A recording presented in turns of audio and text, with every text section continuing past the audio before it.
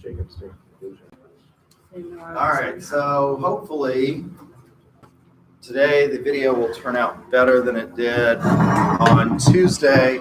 I will send you the link for last year's or last semester's video for the prospecting lecture because it was really tiling on Tuesday. I'm not sure what happened there.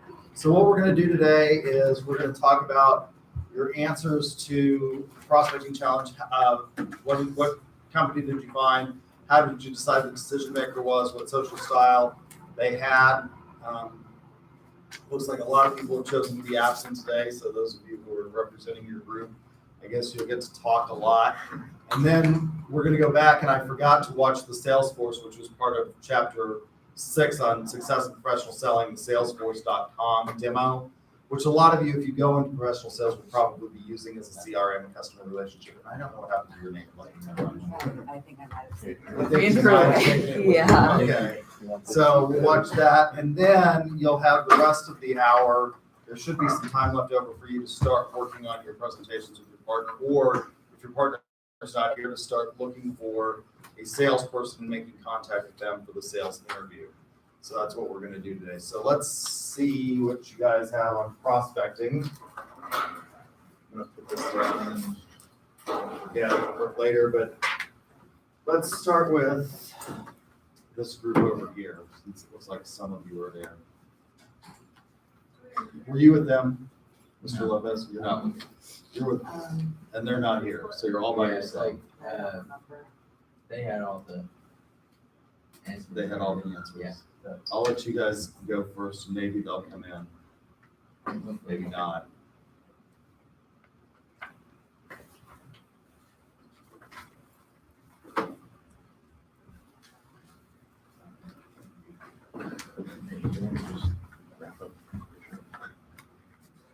Is part of your group missing as well? The ones with all the answers. Okay. All right, go ahead. Okay. How'd you choose them? Well, we were first drawn to them because they were local, so we didn't have to deal with a bunch of chains, Okay. and it would be maybe an easier prospect. I don't Okay. know. But they have more than, is it seven employees, so they qualify to Okay. need that, and they're pretty busy, so we thought that maybe a service would be Beneficial. helpful. Yeah. Okay. What is the next question? Who was the decision maker?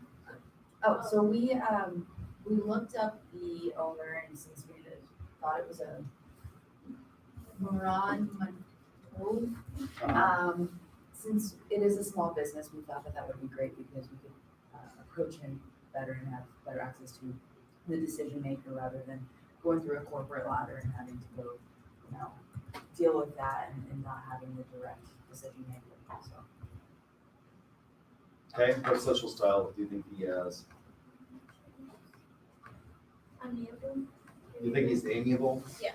Why is that? It's a really good atmosphere and a really place to go. Okay.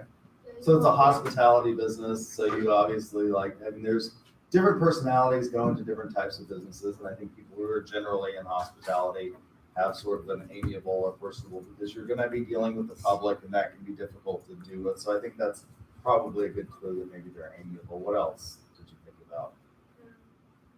For the bells. Yeah, the bells. We thought that he was an innovator. Just like when you walk in there, it's different than any other coffee shop, but it's working for him, and not a lot of people think to do coffee in the morning and then wine in the evening and utilize the same space. Okay. So you thought that was an interesting combination, so that you have more than just morning to mid-morning, although Starbucks is open all hours of the day, I guess. It kind of hits two different markets. Okay, so you think he's targeting two different markets, that's interesting. And what did you look at in terms of trying to find out information on him? Did you look at did he have a Facebook page? We looked at their website on About Us, and then the Edmondson put an article out about them when they first started, and then kind of what they're like now and how they progress in what they're doing. So we looked at those two articles too. And Facebook, or you didn't look at his Facebook? You did not look at his Facebook page. All right. So that, I think that's a good source of information. Obviously, if you're going to target somebody, if you can make that connection by saying, I read that great article that the Edmund Sun did about you when you opened, that gets you sort of your wow statement with the prospect and helps establish, that you've got an interest in their business more than just superficial. And so I think that's good. And I think those are both good sources of information to try and determine what the social style is. Now, of course, you may guess wrong, but at least you've made an educated guess, and you can then refine it once you meet them face to face and you find out that he's really a driver. You can obviously be familiar enough with the different social styles that you can adjust, because you're constantly going to have to take an information. But to try and come up with that in advance, I think is really beneficial. I think you guys do a good job. All right. So make sure you get that to the Dropbox by the end of by midnight tonight, so I can grade those. And who else has the most of the group here? We do. You do. You guys can go next.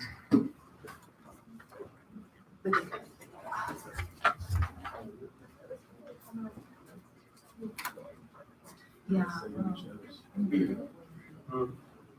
chose the beauty bar. Okay. And The which beauty bar? Premier? Okay. How'd you choose them? Well, I was thinking I didn't want to do like a big company, and they're not too small, but they have like enough employees. Okay. How many employees do they have? At the moment, I think, It's like 23. yeah, she wants to double it. How did you find that she had 23? So that is a really good size for someone like Paycom. That's a great target size. How did you find that they had 23? The website, Okay. All right. other styles and stuff. Now, with regard to that, are they sort of a traditional salon? So there are the chain salons like Supercuts and Smart Style that are in the Walmarts. And those people generally are on a base salary plus commission structure. And so they actually do run payroll. But a lot of the independent salons, do you know if she actually has employees that she has to pay? Or do they pay booth rent? I think it's early. It's booth rent to her. Okay, so that might cut down on the number of employees they actually have. I'm sure she's got probably like a receptionist and other people there, and it may depend on whether or not, that is one thing to think about, is whether or not they actually have to pay their employees. Because a lot of the traditional beauty salons, what they do is they have, they have stylists that rent from them, which might limit it. Okay, so what do you think the social style was? Driver, espresso, Okay, why do you think driver? because she's the head of the owner of the place, and she's also the president of the women's club. I Okay, found that out through. all right. So having those two big titles, I feel like she needs to be able to have one with it. And she also has charisma as a beauty bar owner. Okay. What about the vowels type? Praveen, you got the mouse time? Yes, just a second. Perfect timing. Walked in just in time.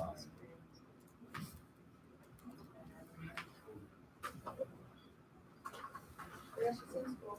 She said something about like being a master sexy artist, hair and makeup person. Okay, so she's also creative. That might Yeah. suggest that she's expressive as well. And I think that industry does tend to lend itself again to expressiveness. But again, everybody has sort of one dominant, and I think you may have gotten the dominant, and then they have sort of fallback, and that expressive may be a fallback position. And what did you use as sources of information for the prospect? You obviously looked at their website, Sorry, Facebook. Facebook, and anything else? Yeah. You didn't look at, so you said she was the president of the women's club? You didn't look at their website?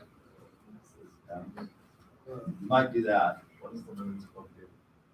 I'm not sure. So, I looked at the website. okay. And what was it?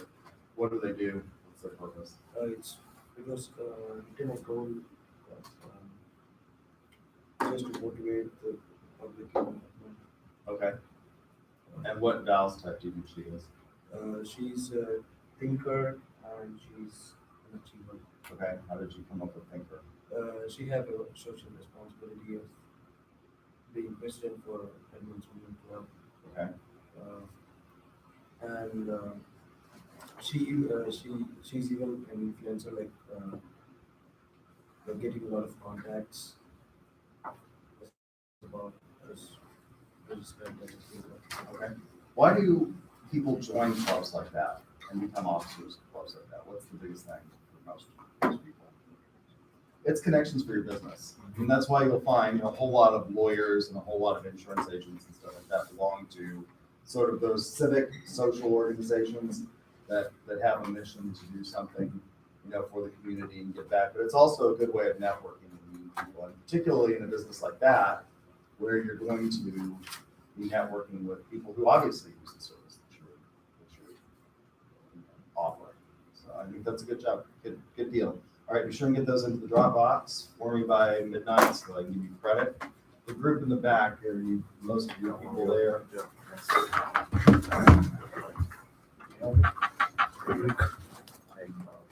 You came in at the perfect time.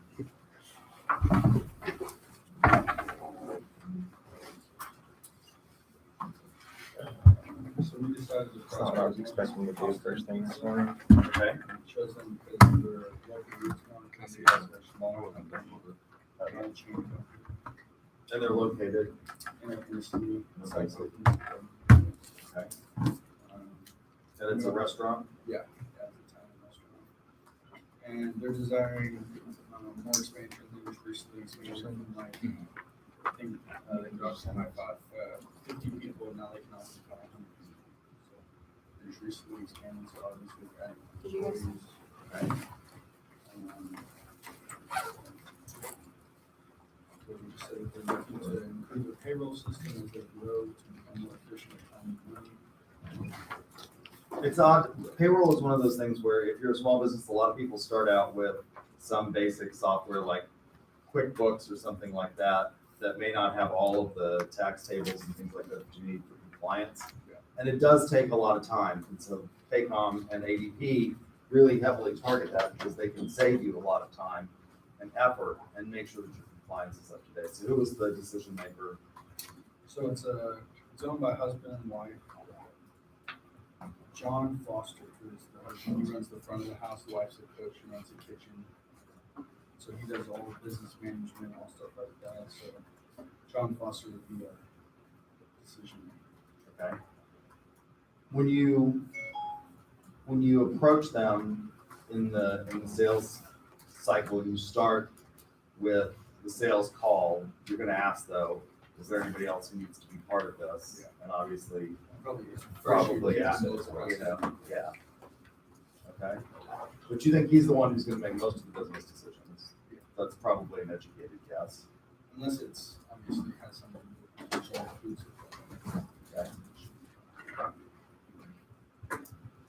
What social style do you think he is?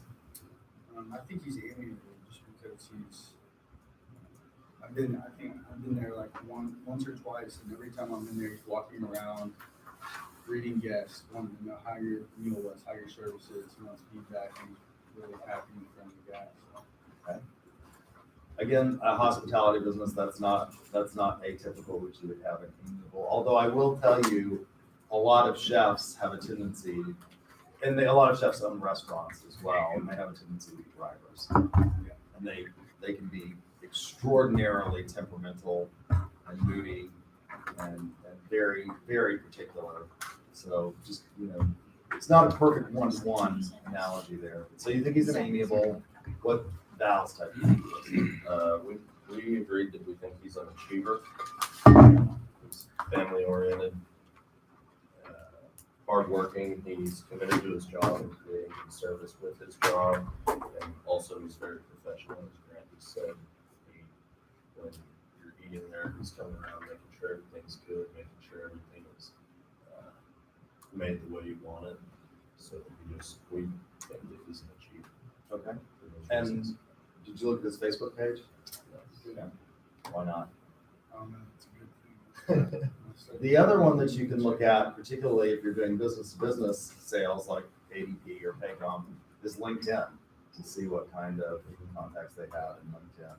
Because that's a more Facebook gives you an idea about sort of their social life, probably, but LinkedIn gives you a better idea about their professional life. LinkedIn, it's not as private as Facebook can be, right? So pretty open to the I public. think LinkedIn, you can, it depends on how much, I think you've got privacy settings in there. Yeah. The thing about Facebook is that every time they do an update, a lot of the privacy settings get reset, and people don't realize that, or they have in the past. I don't know if they fixed that glitch, but for example, one of the things that happened with Facebook is years ago when they did an update, there was a teacher in some district, I think it was in Minnesota, and she was actually like an assistant principal at this school, and she had written on her Facebook page, which she had set to private, that she thought all of her students were nothing but little disease bags running around and whining. And the parents found out, they saw it on her Facebook page, and she was fired over it. And so that's one of those things that you might be very careful about what you post on Facebook, and what you think is private may not be private. But that's it's definitely a good source in terms of determining social style. I think Facebook may be a little bit better than LinkedIn, because LinkedIn is going to be more professional, and so you may have less of an opportunity to see their personality.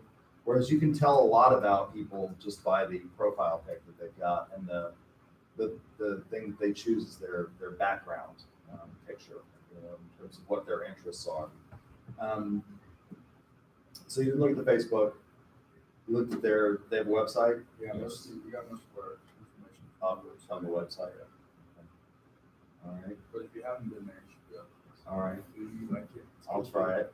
Sounds good. Good price too. Okay, very good. Good job. Be sure and get that in. For you guys, I know some of your group is not here. Do you have? We can just do it. Okay.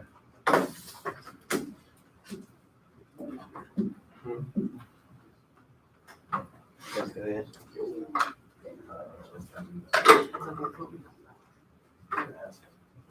Okay, so we chose a small gym called Anime Beach in Oklahoma City. Okay. And how did you choose them? We chose them, I've worked out there before, like once or twice, but, we just knew that they had not a lot of employees, but they had about 15 employees. Okay. And I know that we looked on the website also, and their owner is also the head coach, so like he's also like, working, he's not just like in the background books all the time, so we figured there was a need there to give him a little extra time.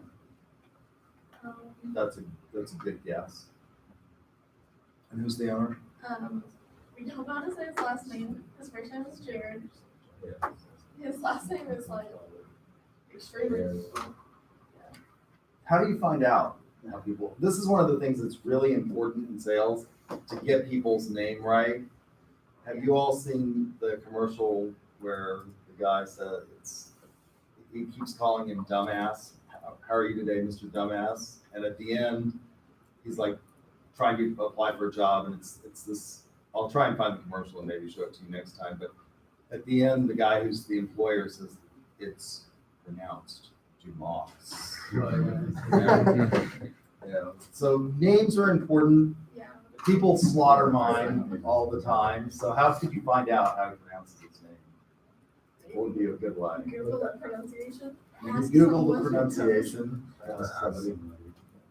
But yeah, it's like so weird. Okay. How's it spelled? K-A-apostrophe A-I-O-H-E-L-L. K. What is it? K-A K A apostrophe apostrophe A-I-O A-I-O. H-E-L-L. Anybody know? Cleveland Pike. That's a cool last name. I would, they call him what? Coach K. Coach K. All right. So what type of social style do you think he is? We would say it's a driver in the social style, just because a lot of people that are like, into gym stuff are goal oriented and Okay. like to get stuff done and are really efficient. Is he a bodybuilder? No, I No. wouldn't say that. They train like NFL players and Super Bowl players, Okay. so not necessarily bodybuilding, more like athlete training. Okay. High performance athlete training. Yeah. Okay. And then for the mouse, we would say achievers, just because they kind of go side by side with drivers and are goal oriented. Did you look at Facebook? No, we did the website. You did the website. What's it say on the website? Does it have like an about him? Yeah, they have like an about them with all their, yeah. Okay. All right. Anything else? Okay. All right. Good job. Be sure you get it in. You guys, this is a lesson in how to make sure that you're prepared. Make sure you email it to each other so that when your group is not here for whatever reason, that you can talk about it. Did you have yours by chance? You're doing yours right now? All right, well, I'll tell you what we'll do is I'll show you Salesforce, and then we'll finish talking about the success in sales. And then if you guys have yours done, we can talk about it. And if your group comes in, maybe you can get it. So this is a CRM system. It's going to be important. One of the things that I think is really, really important in this, in talking about success and prospecting and customer relationship management, is that there are different platforms out there. Salesforce has become one of the most popular, and it's one that we actually used for our practicum one semester. We trained in it, and then they wouldn't give us any more demos, and I don't know why, because it seems to me that it would be beneficial to get sales students used to Salesforce, because then they might go out and be an advocate for your product when they go into a company. If they've already been trained on it, they know something about it, but they wouldn't do it for a second semester, of course. But it is one of the more popular. The one thing I will tell you is that whatever system you use in terms of a customer relationship management, it's only as good as how much you use it and how effectively you use it and the data that you put in. If you have junk going in, you're going to have junk coming out. But it is a way of managing a lot of information.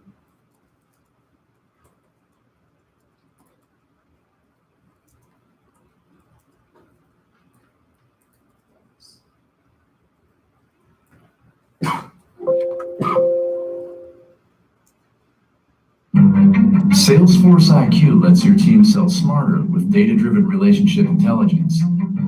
You can match it to your unique deal process and be up and running in minutes. It will automatically capture your team's relevant communication data, like emails and meetings, to keep your team in sync. Add notes and tag collaborators to keep everyone informed about the progress of your deal. Intelligence fields update based on your activity history and give you the most relevant information on your prospects and customers. Suggested follow-ups will remind you when to reply to your customers so you never miss an opportunity. And you can even surface the right person to contact using closest connections. Seamlessly update the status of a deal or the potential revenue right from your inbox the moment it happens with Salesforce IQ's Chrome extension and mobile apps. Activity, pipeline, and sales reports update in real time, so your team will consistently have insights into the activities necessary to hit your goals. Sell smart with Salesforce IQ.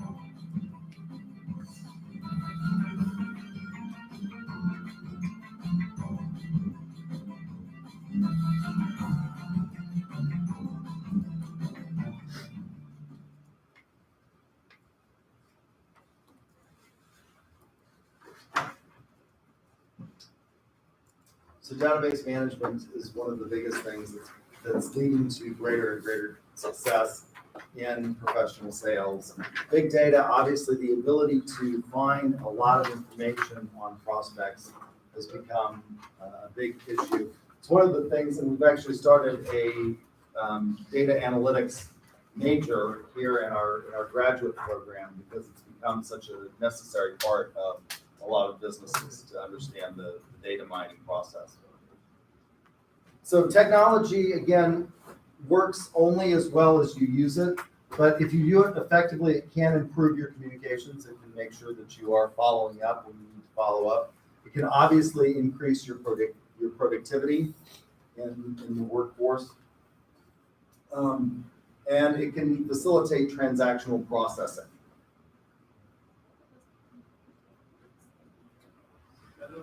in thinking about success, one of the things that we have to think about is our target market. And for a lot of salespeople, particularly starting out, that's going to be already established for you, unless you're an entrepreneur and you're starting your own business, by the company, probably from the top down. But understanding what that is and understanding how they did that is going to be really important to the success of the salesperson. So what we do is if we go back in time thinking about those early models of marketing, the production model, if you build it, they will come, and then the sales model or the sales philosophy, the idea that we're going to produce lots of mass goods for people and they'll buy it.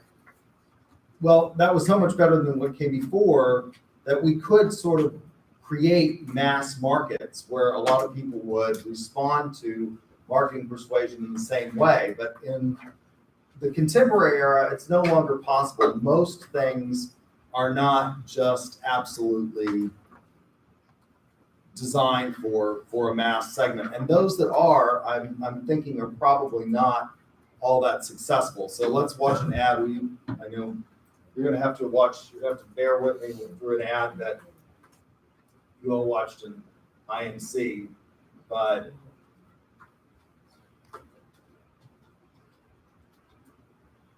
I think this does a nice job of making the point.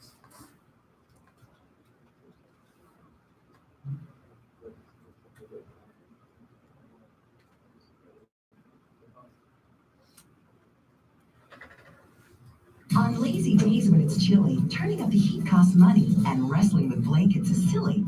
This one's too big, that one's too small, and a blanket can't cover it all. If you want to stay warm, you need Forever Lazy, the one-piece, lie-around, lounge-around, full-body lazy wear that covers you from head to toe in soft, warm fleece. Just zip it and get lazy. Now you're toasty warm from head to toe, and your hands and feet stay free, so you can talk on the phone, enjoy a good book, do homework, or just do nothing at all. Forever Lazy is made of ultra-soft, breathable fleece, and it's oversized for that baggy, comfortable, lazy, perfect pajama feeling you love. Party it up with friends, or enjoy some downtime with pets, and do it all while staying warm, comfortable, and lazy. Forever Lazy comes in stylish colors in sizes to fit everyone in the family, so you can all watch the big game together while Dad does what he does best.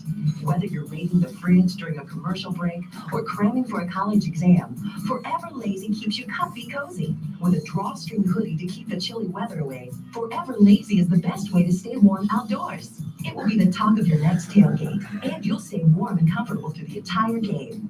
Uh-oh, gotta go? No worries. Forever Lazy has zippered hatches in front and back for great escapes with duty calls. And now Forever Lazy in any size is just $29.95. Call now and we'll also include the fleece footies to keep your toes toasty warm. The footies are a $10 value, but they're yours free. But wait, order now and we'll double the offer. That's right, we'll send you a second Forever Lazy and footies free. Just pay separate processing and handling. You get 2 sets of Forever Lazies and footies of $100 value, all for just $29.95. Go ahead, lie around and get Forever Lazy. Here's how to order. To order Forever Lazy for $29.95 plus processing and handling, you can call 1-800-621-1376. That's 1-800-621-1376, or go online at orderforeverlazy.com.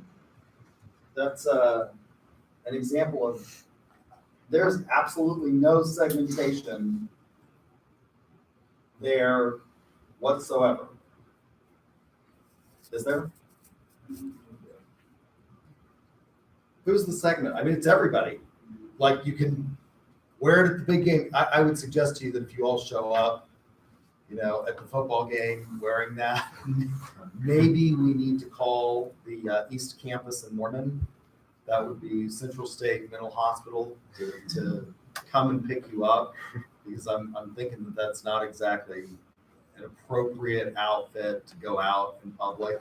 But it's, watching the game, raiding the fridge, mom, dad, kid. The only thing they didn't target was, for those instant court appearances that you have to, come to. Well, we got a Forever Lazy with a bow tie printed on it. But it's just completely mass marketing. I mean, it's supposed to be for everybody. That's not the way most companies market today, and that's not the way most business-to-business companies market. So understanding the segmentation that they engage in to determine who their markets are. So what is a segment? For those of you who didn't have principles yet, well, a segment is a group of similarly situated consumers or business groups that have a common need and will respond similarly to marketing persuasion. So what makes you all as a group? There's a lot of difference in this group in terms of demographics. And here we've got both males and females. We've got some variance in terms of the age range in this classroom, although the variance has shrunk considerably since I started teaching here. When I started teaching here, I was 22 years old, and the average age of our freshmen was 29 at that point in time. So we were a very non-traditional commuter college. We're still a commuter campus, but the age variance has diminished significantly. But there is some, as I look across the room, there is some variation in age. There's obviously some variation in terms of ethnicity in this group. And so what makes you all a homogeneous segment, at least for one purpose? College. Your college students, and specifically your what? You're in debt, okay. That may not be for all of you. UCO is still relatively cheap compared to other places. Maybe some of you can afford to pay tuition without going into debt, or you've got a scholarship. But what is the one thing that you all have in common? Well, you're all at least enrolled in this class. And so you have at least one thing that you need, which is what? Although it's amazing to me how many times students say, well, did I really need to buy a book? Didn't do so well on the exam. Did you buy the book? Well, no, I didn't think I needed it. Well, that might help, not just buying it, but also reading it, which I know you don't do because it makes you sleepy. That's what students tell me. Reading makes me sleepy. It used to make me sleepy too until I got into law school. But you're at least a homogeneous group for that purpose, that you have some need in this class if you want to pass, and that's a book.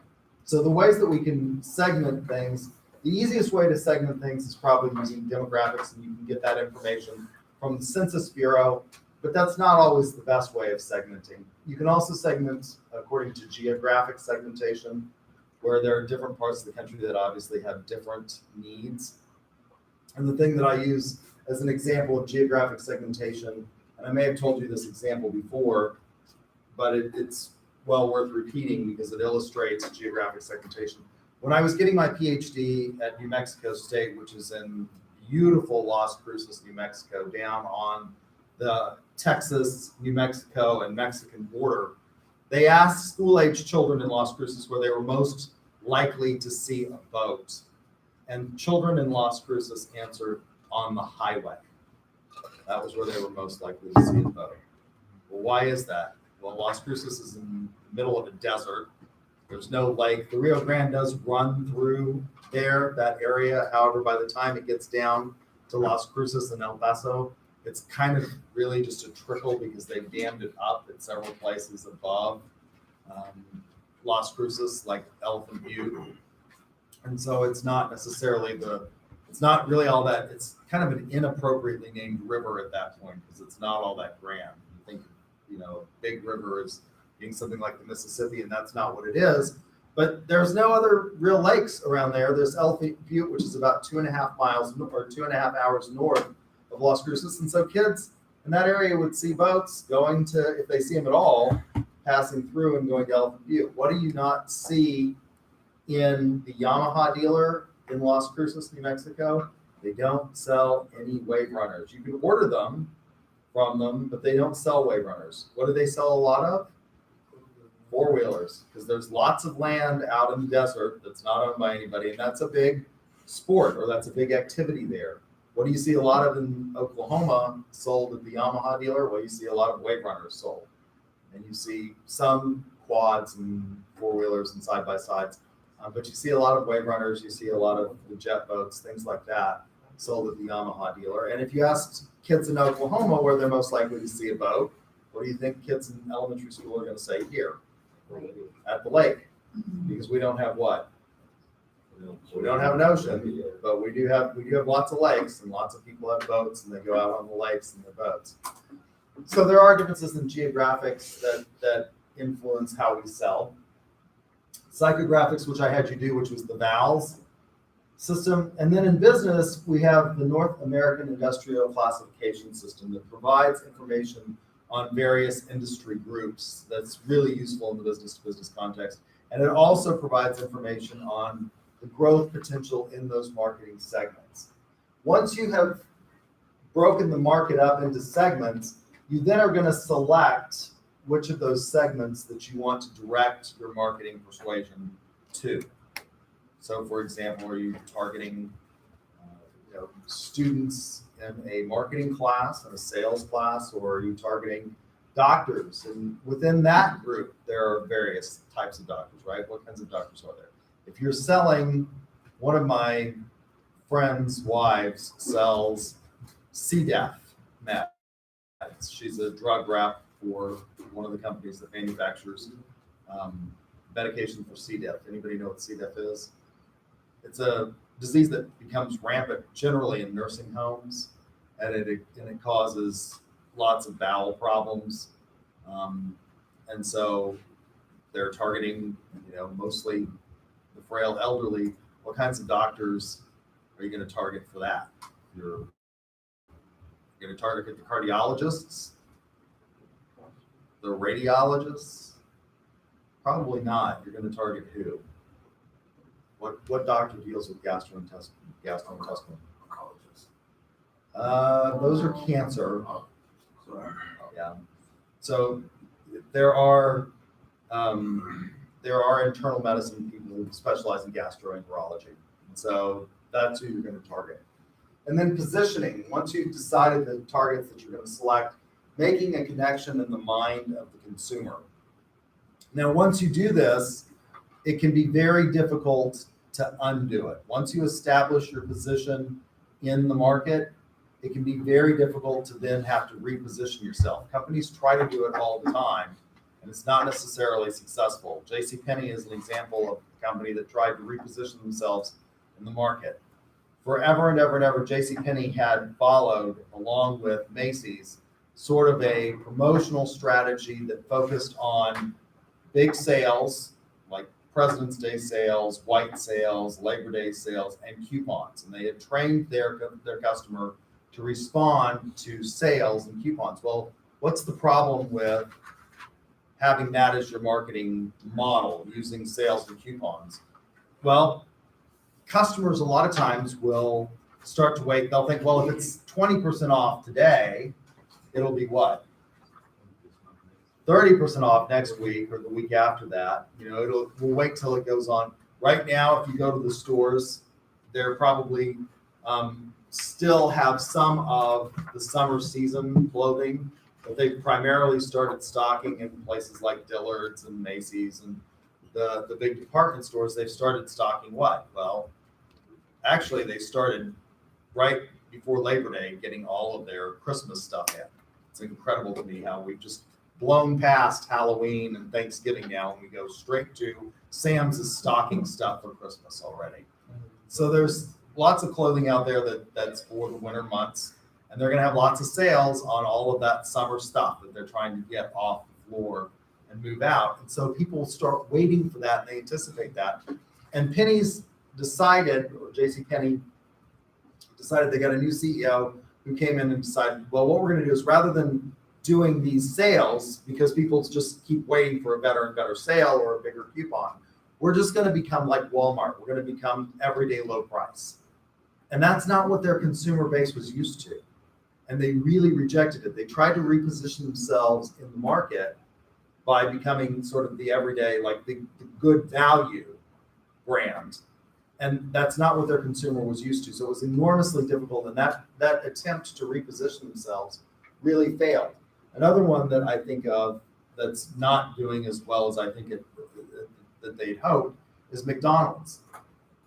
If you think back 10 years ago, what did McDonald's restaurants look like 10 years ago? They like really fast food. They were kid friendly. That's right. They had what? They were known for having playgrounds, which are just breeding grounds for bacteria, particularly those ball pit things. Those are just those are just like really, Fun. they're really fun. They're really disgusting. If you look at the levels of uric acid that you find on the balls and fecal coliform, it's incredible. And they had, this sort of fun fast food look with playgrounds out there. And Ronald McDonald was the big, sort of icon with McDonald's. What do they look like today? But, You look great. They're more modern, they're more sleek. They look more like a Starbucks, don't they? The newer McDonald's. And they're trying to compete because they're losing market share in one of their most profitable segments, which is the breakfast segment, to who? To Starbucks. So what are they trying to do? Well, they've introduced new and better and upgraded coffee. One of the things McDonald's got sued for a number of years ago, and all my students, my business students, hate this case. There was a case out of New Mexico where a woman was getting coffee through the drive-thru and it spilled. They put the lid on not quite appropriately and it spilled all over, and she had third-degree burns on her chest, her stomach, and her thighs. And my students, she got over $1 million in that lawsuit, as I recall. And students overwhelmingly hate that. They're like, well, duh, she should have known that coffee is served hot, shouldn't they? McDonald's had actually done a study and found out that people would drink really bad coffee if you served it really, really hot, because they don't what? They don't notice the taste. If you burn those taste buds off, you don't notice the taste if it's served really, really hot. So McDonald's was actually serving coffee that was something like 15 degrees hotter than the industry standard, and ended up burning this woman pretty significantly. You take the percentage of your body that's covered by third-degree burns, you add it to your age, and that's the percent of probability you have of dying, not of living, of dying from an opportunistic infection. Well, McDonald's, after that, they decided they'd start serving better coffee for a number of reasons. A, they got sued, but also because they started noticing that in the breakfast segment, which was one of their most profitable, what was happening? People were going, because they didn't like McDonald's coffee and they didn't have things like the latte or the frappuccino.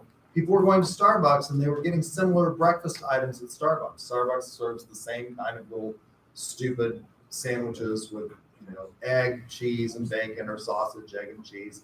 And so McDonald's has tried to reshift and reposition themselves in the market. And I'm not sure that it's going to work very successfully. So their stores, if you look at their stores, they look more sophisticated now. They look more like a Starbucks. If you go in, the furniture is even different. It looks more sophisticated than it used to. They've got different sizes. They've got high tops in a lot of them. And they've got like a bar, like a sitting bar area, as opposed to just the standard benches that they used to have, or booth type seating that were stuck to the floor. I'm not sure that repositioning campaign is going to work, because McDonald's has such a dominant position in the industry, because their position forever and ever and ever was what? Cheap, fast, consistent. That's what made McDonald's a success.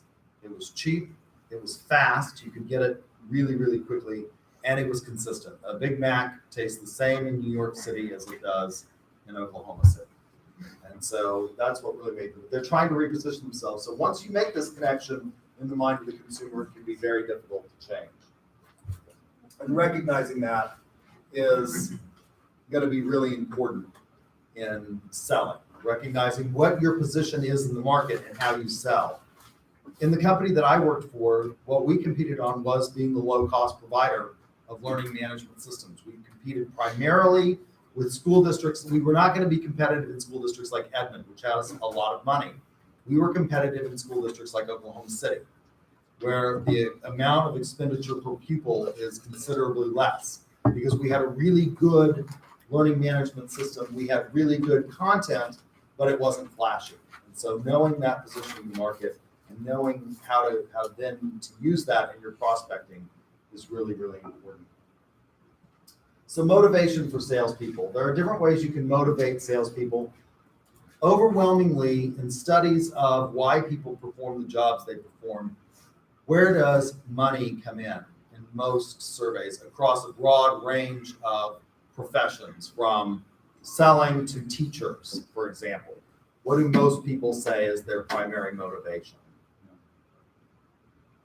to go to work? Passion for the job. It's actually not money. Money's 13 on most surveys of why people work at the jobs that they work at. Most people, you're right, it's they find some sense of fulfillment in the job. There is some passion. That's not true for salespeople. Salespeople are overwhelmingly in studies of them motivated by what? Money. It's the one profession you can choose that you can, I mean, most of the time you negotiate your salary, but you don't have a lot of control over it once it's negotiated. Once you go in and you take a job, you don't have a great deal of control over your salary. Not so in sales. You want to make more money? You do what? Sell more product. My friend Adam Tucker, who works for US Foods, says, if I want to take my kids to Disneyland, I figure out what it costs to go to Disneyland. He said, I figured out it was going to cost me $6,000 to take my family to Disneyland for a week, which is about what it costs. He just said, I just figured out how much more I had to sell every week, divided it by 52, and that increased my sales goal. Sales is the one area where you can determine your salary, and people are motivated largely by money. That's why they go into sales. It's the one career field where you really can determine your variable comp by just selling them. So how do you motivate them? Well, there's fear. That's external. These are sales goals that you can use. If you don't meet your sales goals, what happens? We're going to fire you. Now, fear can be an incredibly powerful motivator, but generally only for short term. Why? People get depressed, they become despondent over it. And so recognizing that, and if you go into Salesforce management, recognizing that fear is probably not the best motivator. Incentives, internal, attitude or internal. And to be a successful salesperson, I think you have to have an attitude. You have to have a positive attitude.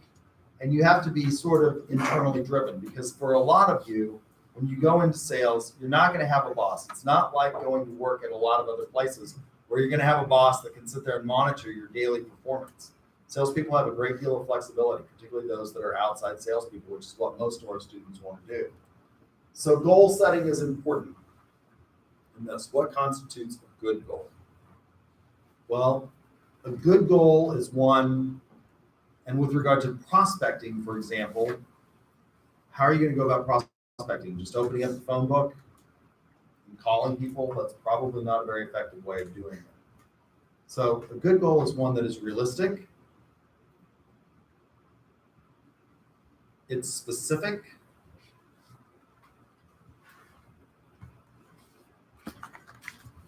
and it's measurable. What's realistic? You can have a goal that's very specific. I want to graduate with a degree in professional sales in 2 years from the University of Central Oklahoma. Is that realistic? Can you graduate with a 4-year degree in 2 years? It would be very difficult. My mother graduated. My mother thought I was a horrible layabout in the wage school because I graduated from college in 4 years, and she did it in 3. So she thought I was highly unmotivated. She thought I was really just very, very lazy. What's the average amount of time it takes most people to graduate from college now? It's usually 5. Why is that? Why has it become 5? Why has the 4-year degree become 5 years now? There's more stuff. Yeah, historically, when my mother went to college, it was fairly cheap. Her parents could pay for it. They paid for her tuition, and she didn't have to work. You can take. Yeah, she took 18 hours a semester and took summer school. And she could do that because her parents just paid for her to go to school. It didn't cost a lot to live back then. If you lived in the dorms, it was relatively inexpensive. That's not true today. The average student, the average undergraduate comes out with $25,000 in debt. Why? Because college, the states, at the time my mother went to college, states paid for about 90% of what it cost to educate you if you went to a public school, and you picked up about 10%. When I went to college, they paid about 70%. The state of Oklahoma paid about 70% of what it cost to educate me. What is it now? The state pays about 20% in Oklahoma, and you pay about what? 80%. What does that mean for most of you? It means that you can no longer just write the check for tuition. You have to work for most of you in order to survive. It's not cheap to go to school anymore. And so you're going to have to go out and go to work and be able to support yourself, because it's not the world that we lived in the 1950s. It's become much more competitive.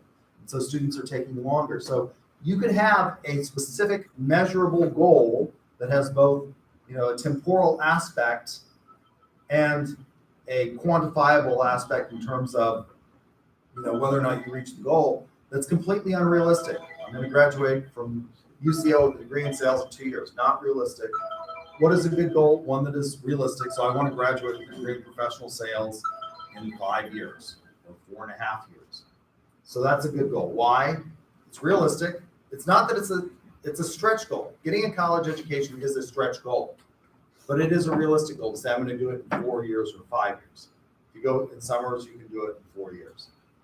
What makes it also a good goal? It's highly specific. You're saying I want to get a specific degree, not just that I'm going to graduate from college. What are you going to get your degree in? You're going to throw a dart at the various degree programs and choose that way? No, it's a horrible way of choosing. Oh, the dart hit underwater basket weaving. I'm horrified that apparently I was told that we have an opera major now here at UCO. You're going to starve if you get that degree. Sorry, it's going to suck to be you. So what's a good goal? Like, I want to be a professional sales, or I want to get a degree in accounting, things like that. So realistic, specific, and measurable. All right, I told you I'd give you the rest of the time to work on your products with your partner. If your partner's not here, you can use it to try and find someone for a sales interview.